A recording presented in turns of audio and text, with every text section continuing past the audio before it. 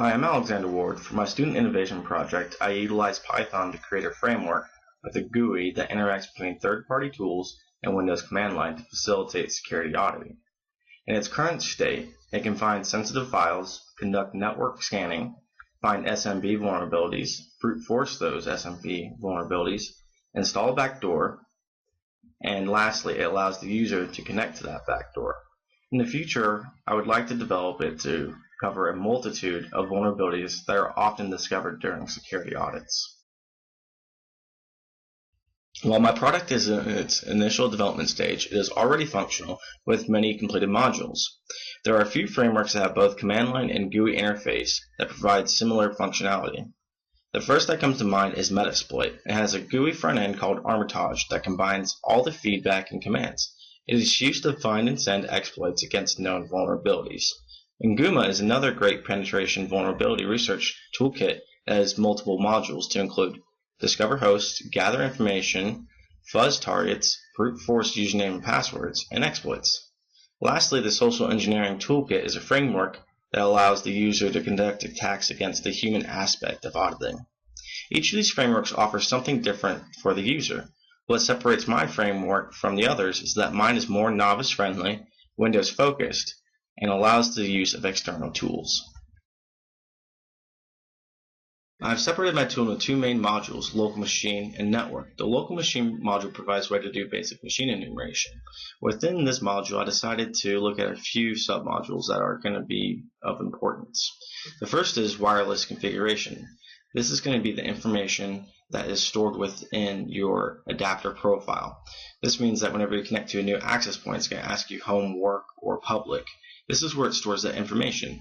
I have here my wife's access point, she called it Lynn, the authentication, the cipher, and lastly the password that was used. So that way whenever you are within range of your access point, it automatically reconnects you with that password.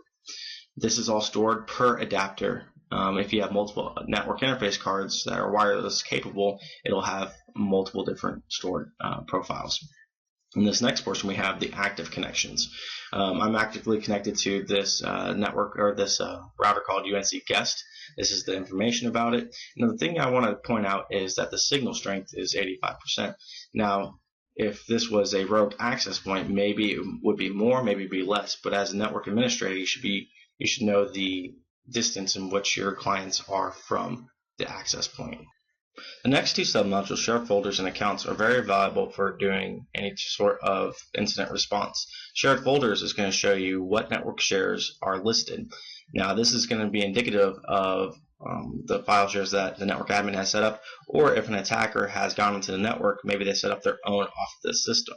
Next, we have accounts. The accounts is going to show you what system accounts are on this box. However, if the attacker has created a new account, you'd also be able to see it there. Next up, we have the Windows enumeration submodule. Under here, I can go ahead and list all the current domains that this device can see. After that, I can look at the devices of each domain, and lastly, the device table. I have a nice little NetBIOS legend here that will go ahead and tell me what I'm looking at. I'm going to go ahead and go after our 2K3 server, and basically this is what we can see. We have the NetBIOS information, and it's a basic workstation. It is a domain controller, which is very important. This is where we want to go. Under here we have the summary, and this is going to give us just basic information. We have the IP, the domain, and host name. It is offering any file shares, and as well as the domain. Under here we can see what accounts that the 2K3 server is offering or has. This is important because this is where the SMB allow anonymous connections comes into play. If you have that disallowed, you're not going to be able to provide the usernames like this will. And as you can see, we have all the usernames for the target. Now this is very bad because now we can do brute force SMBs attack. So we're going to go ahead and launch this tool called Brooder, and we're going to go ahead and try to attack our target. Before we do our brute force, we want to make sure that the password policy allows us to do this without locking out the accounts. So if we launch the password policies, we can actually see that the password policy indicates that there is no lockout. So we can try as many times and conduct this brute force. Under SMB brute force, we're going to use the tool called Brooder, and we're going to use the username administrator that we got from these accounts over here. We're going to use this word list. going to go ahead and start the attack, and we'll let this go. And what do you know? It's at the top of the word list. With the credentials that we got from the previous module, we can go ahead and install Backdoor. So we're going to go ahead and choose Windows XP and below because it's Windows 2003, and it's going to go ahead and install. And now that it's installed, we can try to connect to it. Connect and provide the password for the backdoor, and it's provided on the information, password 2.